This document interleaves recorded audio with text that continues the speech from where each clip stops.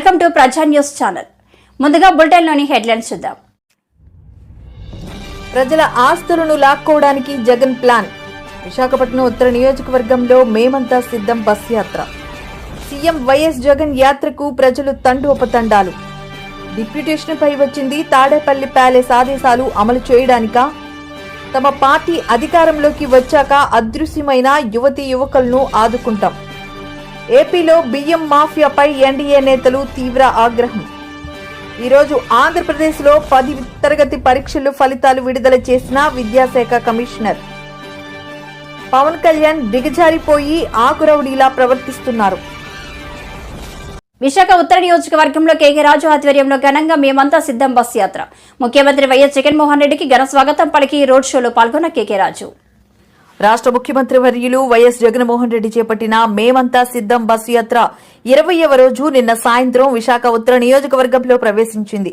మర్రిపాలెంలో మొదలై కంచరపాలెం మెట్టు, దొండపర్తి, అక్కయ్యపాలెం, మహారాణి పార్లర్, గురుద్వార్ మీదుగా సత్యం జంక్షన్ వరకు రోడ్ షో జరిగింది. విశాఖ ఉత్తర నియోజకవర్గ ఎమ్మెల్యే అభ్యర్థి కేకే రాజ్ ఆధ్వర్యంలో విశాఖ ఉత్తర నియోజకవర్గం కంచరపాలెం మెట్టు వద్ద మరియు అక్కయ్యపాలెం, మహారాణి పార్లర్ వద్ద ముఖ్యమంత్రి వైఎస్ జగన్మోహన్ రెడ్డికి నియోజకవర్గ శ్రేణులు ముఖ్యమంత్రి వైఎస్ జగన్మోహన్ రెడ్డికి వేలాది మందితో ఘనస్వాగతం పలికి ఈ సందర్భంగా 1000 కలశాలతో మరియు 1000 గుమ్మడికాయలతో పలు సాంస్కృతిక కార్యక్రమాల ద్వారా ప్రత్యేక స్వాగత ఏర్పాట్లు చేశారు. ఈ కార్యక్రమంలో పలువురు సీనియర్ నాయకులతో పాటు కార్పొరేటర్లు, మాజీ కార్పొరేటర్లు, వార్డు అధ్యక్షులు, మండల ఇన్ఛార్జీలు, అనుబంధ సంఘాల అధ్యక్షులు, సభ్యులు, సచివాలయ కన్వీనర్లు, గృహ సారథులు, కార్యకర్తలు, మహిళలు, యువకులు, అభిమానులు పాల్గొన్నారు.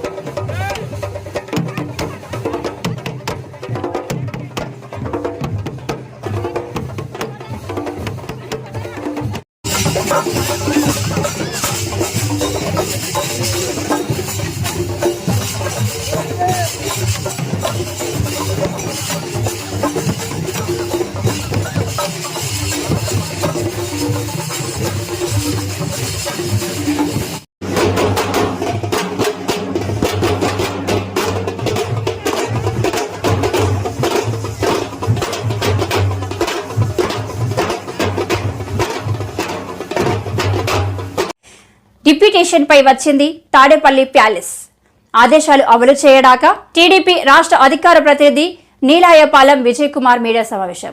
18 మంది 18 మెంబర్స్ రాష్ట్రానికి కేంద్రం నుంచి వివిధ సివిల్ సర్వీసుల ద్వారా డిప్యూటేషన్ మీద రాష్ట్రానికి గత 5 ఏళ్లలో వచ్చారు. యాజ్ యూజువల్గానే మామూలుగానే సాధారణంగా రాష్ట్రంలో 5 సంవత్సరాలు జరిగేట్టుగానే ఈ 18 మందిలో భీమభాగం మెజారిటీ వాళ్ళు మనోళ్ళే, ఒకే సామాజిక వర్గానికి చెందిన వాళ్ళు. 18 మందిలో 10 మంది రెడ్లు. డైరెక్ట్ మాట్లాడుకుంటాం, ఎందుకు ఊరికే ఈ సామాజిక వర్గం ఇట్లా మాట్లాడేందుకు డైరెక్ట్గా మాట్లాడుకుంటే 18 మందిలో 10 మంది రెడ్లు, మిగతా 8 మంది వేరే వేరే కాస్ట్ల వాళ్ళు.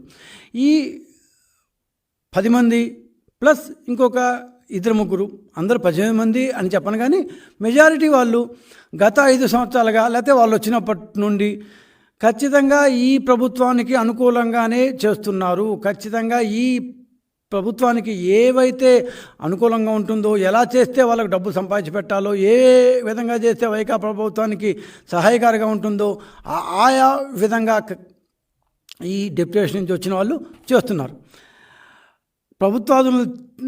ప్రభుత్వ అధినేతలు చెప్పేంటూ చేస్తూ తమకు డెప్యుటేషన్ ఛాన్స్ ఇచ్చేందుకు, తమ సొంత రాష్ట్రంలో పనిచేయనిచ్చినందుకు లాయల్టీగానేమో తెలియదు, కానీ వాళ్ళు చెప్పిన దానికల్లా తలుపుతూ, చెప్పిన చోట్ల సంతకం పెడుతూ వైకాపాకి పూర్తి స్థాయి అనుకూలంగా చేస్తున్నారు. ఇప్పటికే ఎలక్షన్ కమిషన్ ఒక వ్యక్తిని, అంటే APBCL Andhra Pradesh beverage corporation limited యొక్క VCN MD ఆయన్ని ట్రాన్స్ఫర్ చేసింది.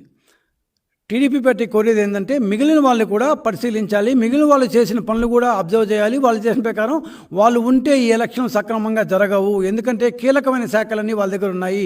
వైన్లు, మైన్లు, శాండు, ఫైనాన్సు, అడ్వర్టైజ్మెంటు, ఇట్లా ప్రతి ఏదైతే కీలకంగా ఉంటుందో ఆ కీలకంగా ఉన్న శాఖలన్నీ రాష్ట్రంలోని IAS కేడర్లకు ఇవ్వకుండా డెప్యుటేషన్ మీద IAS కాని వాళ్ళు ఎవరు, ఈ 18 మందిలో ఎవరు IAS కాదు, IAS కాని వారికి IRTS లాంటి సివిల్స్లో నెక్స్ట్ స్థాయిగా చెప్పబడే ఇట్లాంటి చిన్న దీనికి చెందిన వాళ్ళని IAS తత్సమాన హోదా అంటూ ఒక సౌలభ్యాన్ని పెట్టి వాళ్ళందరినీ మనోళ్ళని ఏరి బాగా చూసి వాళ్ళని రాష్ట్రానికి డెప్యుటేషన్ తెచ్చుకున్నారు. ఈ 5 సంవత్సరాలుగా కాలం గడుపుతున్నారు. అసలు ఈ డెప్యుటేషన్ ఏంటి అంటే ఒక 2 ముక్కల్లో మాట్లాడుకుందాం. సివిల్ సర్వీస్లో IAS, IPS, ఇండియన్ ఫారిన్ సర్వీస్తో పాటు IRS ఇట్లాంటి వాటితో పాటు కేంద్ర ప్రభుత్వ సర్వీసులకు చెందిన డిఫెన్స్, దెన్ ఎస్టేట్ సర్వీసులు, IRTSలు అంటే ఇండియన్ రైల్వే సర్వీస్ లాంటివి ఉంటాయి. వీళ్ళకు కూడా కేంద్ర ప్రభుత్వ స్థాయిలోనే ఎంపికలు జరుగుతాయి. వీళ్ళలో కొన్ని సర్వీసులు IASలకు తత్సమాన సర్వీసులు, IAS సర్వీస్ కానీ తత్సమానమైన సర్వీసులు అంటూ చట్టంలో చెప్పారు.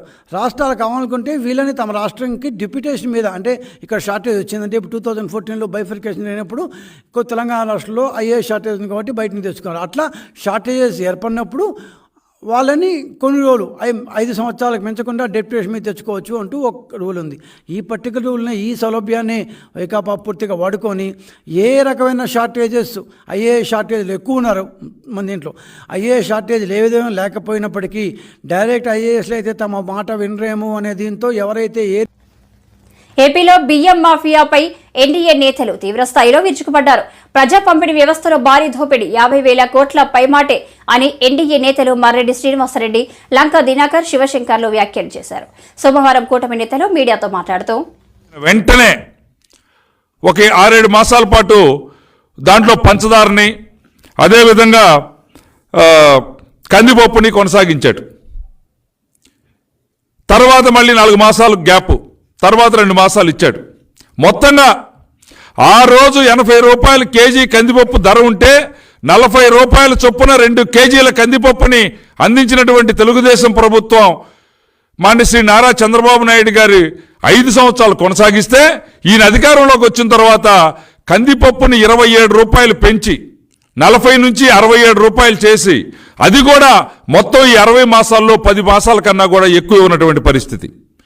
1/2 కేజీ పంచదారని 10 రూపాయలకి ఆ రోజు తెలుగుదేశం ప్రభుత్వం ఇస్తే దానికి అదనంగా 7 రూపాయలు ధరను పెంచి ఆ 17 రూపాయలకి కూడా సక్రమంగా ఇవ్వనటువంటి పరిస్థితి 2-3 మాసాలకు ఒకసారి ఇవ్వటం. కేవలం రేషన్ షాపులను కూడా ఏ విధంగా అయితే జగన్మోహన్ రెడ్డి గారు ల్యాండ్, శాండ్, వైను, మైను మొత్తం ప్రకృతి ప్రభుత్వ సంపదను దోపిడీ చేస్తూ వస్తున్నాడో దాంట్లో భాగంగానే పేదవాడికి అవసరమైనటువంటి ఈ PDF దీంట్లో ఉన్నటువంటి సరుకులను కూడా దోసుకునే దానికోసం భాస్కర్ రెడ్డికి, ద్వారంపూడి భాస్కర్ రెడ్డి గారికి సివిల్ సప్లై కార్పొరేషన్ అప్పచెప్పి, గోదావరి జిల్లాల్లో ఉన్నటువంటి మిల్లర్స్ అసోసియేషన్ ద్వారా మొత్తం రాష్ట్రంలో ఉన్నటువంటి ఈ ప్రజా పంపిణీ వ్యవస్థలో వచ్చేటువంటి ఈ బియ్యం మొత్తాన్ని కూడా కాకినాడ కేంద్రంగా చేసుకొని అదానీ గారికి దాన్ని అప్పచెప్పిన తర్వాత ఆ పోర్టుని అక్కడి నుంచి పెద్ద ఎత్తున కూడా ఇతర దేశాలకి రాష్ట్రంలో ఉన్నటువంటి ఈ సివిల్ సప్లై బియ్యం ఏదైతే ఉందో రీసైకిల్ జరిగి మళ్ళీ తిరిగి అవే రావడం లేదా ఇతర దేశాలకు ద్వారంపూడి చంద్రశేఖర్ రెడ్డి గారి ద్వారా ఎవరైతే ఈ రాష్ట్ర ముఖ్యమంత్రి వైఎస్ జగన్మోహన్ రెడ్డి గారి బినామీగా ఉన్నారో ఆ ద్వారంపూడి చంద్రశేఖర్ రెడ్డి గారి ద్వారా ఈ రాష్ట్ర 89 లక్షల మందికి సెంట్రల్ గవర్నమెంట్ వాళ్ళకి భద్రత కల్పిస్తుంది. దాన్ని ఎంత నిబద్ధతతో ఖచ్చితత్వంతో అమలు చేయాలి. చివరికి సాక్షాత్తు పీయూష్ గోయల్ గారు కేంద్ర మంత్రి గారు 2000 కోట్లు ఈ రాష్ట్రం పక్కదోవ పట్టించింది అని పార్లమెంట్లో చెప్పినంత వరకు కూడా ఈ ప్రభుత్వానికి సిగ్గులేదు, శరము లేదు. ఈ రకంగా ఈ స్కాములలో ఇదొక స్కామ్. దీనికి ఖచ్చితమైనటువంటి ఎవిడెన్స్ మనం తీసుకున్నట్లయితే millers fake bank guarantee challans అదొక స్కామ్ బయటకు వచ్చింది. అంటే సివిల్ సప్లైస్ కార్పొరేషను ప్యాడీ ఇస్తుంది మిల్లర్లకి. ఇప్పుడే పెద్దలు శ్రీనివాసరెడ్డి గారు చెప్పినట్లు మిల్లింగ్ ఛార్జెస్ ఇస్తా, మిగతా ఇవ్వాల్సినవన్నీ కూడా ఇవ్వకుండా గ్యారంటీ ఇవ్వాలి ఆ మిల్లర్, బ్యాంక్ గ్యారంటీ. సపోజ్ ఆయన 67% కానీ బియ్యం సివిల్ సప్లై కార్పొరేషన్కి ఇవ్వకపోతే బ్యాంక్ గ్యారంటీ తీసుకుంటుంది. దానికి కూడా ఫేక్ చలానాస్ ఇవ్వడం జరిగింది. అదొక పెద్ద స్కామ్. అది ఇప్పుడు ప్రభుత్వమే దాని మీద విచారణకి ఆదేశించింది. అలాగే సర్ప్రైజింగ్గా నెల్లూరు జిల్లాలో ఒక కంప్యూటర్ ఆపరేటర్ మిస్టర్ సందేపూడి శివకుమార్ అనే వ్యక్తి ఏసీబీ రైడ్ చేస్తే వాళ్ళ ఇంటర్నల్ ఆడిట్లో తేలింది ఏమిటి అని అంటే 29 కోట్లు మిస్అప్రోప్రియేషన్ జరిగింది అని. అందులో అతని ఖాతాకే 10 కోట్లు తరలించాడని. అంటే ఒక జిల్లాలో పరిస్థితి ఇది. పూర్తి ఆధారాలతోనే మాట్లాడుతున్నాం కూటమి నాయకులు అందరం కూడా. ఈ ఆధారాలు వైఎస్ జగన్ యాత్రకు ప్రజలు తండోపతండాలుగా రావడం చూశాక వార్ వన్ సైడ్ అని కూటమికి అర్థమైంది. చంద్రబాబు లోకేష్ పెద్ద అవినీతి పరులని మోదీనే చెప్పారు. ఆయనకే చెప్పి వారిద్దరికి మంచి జైలు కట్టడించి తమ సంఘీభావం తెలియజేశారు. ఎంత చక్కగా విశాఖపట్నం అభివృద్ధి చేస్తూ ఉన్న జగనన్నకి తన కృతజ్ఞతలు ప్రతి ఒక్కరూ వచ్చి తెలియజేసుకోవడం జరిగింది. ఒకవైపు బంగాళాఖాతం ఉంటే ఇంకోవైపు జన సముద్రం కనిపించి విశాఖపట్నంలో 2 సముద్రాలు నేను కనిపించిన పరిస్థితి మనం చూసాం. అలాగే ఒక్క ఈ జిల్లానే కాదు, ఉత్తరాంధ్రలో 3 రోజులైంది ప్రవేశించి. అప్పటి నుంచి కూడా పాయకరావుపేట నుంచి కూడా అడుగడుగున జన నీరాజనం కనిపిస్తూ ఉన్న పరిస్థితి. దీనికి ఒకటే కారణం ఏంటంటే ఇంత చక్కటి పరిపాలన అందించారు, ఇంత గొప్ప పరిపాలన అందించారు. ఇలాంటి ముఖ్యమంత్రి మళ్ళీ మాకు కావాలి, దానికి మేము కృతజ్ఞత తెలియజేసుకోవాలి, మేము సంఘీభావం తెలియజేయాలని ప్రజలు స్వచ్ఛందంగా తరలి వచ్చే పరిస్థితి మనం చూసాం. అలాగే తీసుకుంటే ప్రతి జిల్లాలో కూడా ఇదే విధమైన జనసందోహం మనకు కనిపిస్తూ ఉంది. అక్కడ తీసుకుంటే కడప ప్రజలు కన్న ప్రేమను చూపించారు జగనన్న మీద. కర్నూలు ప్రజలు తమ కమిట్మెంట్ ఎలా ఉంటుందో జగనన్న మీద చూపించిన పరిస్థితి. అలాగే అనంతపురం ప్రజలు తీసుకుంటే అంతులేని అభిమానం చూపించిన పరిస్థితి మనం చూసాం. అలాగే చిత్తూరు ప్రజలు తమ చిత్తశుద్ధి జగనన్న మీద ఎలా ఉంటుందో జన సందోహం తరలి వచ్చి చూపించడం జరిగింది. అలాగే నెల్లూరు ప్రజలైతే తమ నిబద్ధత జగనన్న మీద ఎలా ఉంటుందో చూపించారు. అలాగే ప్రకాశం ప్రజలు మనం చూసాం, విపరీతమైన అభిమానంతో జన సందోహంలా వచ్చి జగనన్నకు మహిళలతోని వృద్ధులతోని పథకాలు అందుతున్నాయా అవన్నీ ప్రత్యక్షంగా కనుక్కుంటూ ఉంటే నాకైతే అప్పుడు కథలు చదువుకునేది ఈరోజు ప్రత్యక్షంగా చూస్తున్నామా అనిపిస్తూ ఉంది. తెలుగుదేశం పార్టీ అయినా జనసేన అయినా పవన్ కళ్యాణ్ గారు చంద్రబాబు నాయుడు గారు వాళ్ళ మీటింగ్స్లో తీసుకుంటే ఇనుపు కంచెలు 1/2 కిలోమీటర్ మేర ఇనుపు కంచెలు వేసుకొని మీరు మీటింగ్స్ పెడతారు. మీరు పరదాలని మా జగనన్న అంటూ ఉంటే మీరు వచ్చి ఒకసారి చూడాల్సిందిగా తెలియజేస్తూ ఉన్నాను. పవన్ కళ్యాణ్ గారు ఎంత ఘోరం అంటే వాళ్ళ జనసేన పార్టీ ఆఫీస్లో ఆ వీర మహిళలతో జరిగే మీటింగ్స్లో కూడా బారికేడ్స్ పెట్టుకొని అతను మీటింగ్స్ పెడతారు. అతను మా జగనన్నని పరదాలు అంటూ ఉంటే ప్రజలు నవ్విపోతూ ఉన్నారు. అంతేకాకుండా పవన్ కళ్యాణ్ గారు ఇంకోటి కూడా చెప్తూ ఉన్నారు, ఏంటి మోడీ గారికి చెప్పట జైలు కట్టిస్తారట, జైల్లో పెట్టిస్తారట మా జగనన్నని. అసలు మోడీ గారే స్వయంగా మీ చంద్రబాబు నాయుడు గారి గురించి అవినీతి పరుడు అన్న విషయం మీరు మర్చిపోవద్దు పవన్ కళ్యాణ్ గారు. ముందు పెడితే అతని కోసం జైలు కట్టించండి చంద్రబాబు నాయుడు గారి కోసం. మీరు స్వయంగా లోకేష్ గారిని అత్యంత పెద్ద అవినీతి పరుడు అన్నారు, అతని కోసం జైలు కట్టించండి. జైల్లో ఉన్న చంద్రబాబు నాయుడు గారికి మీరు మద్దతు తెలియజేశారు, మీరు కూడా వాళ్ళతో పాటు జైలుకి వెళ్తారు.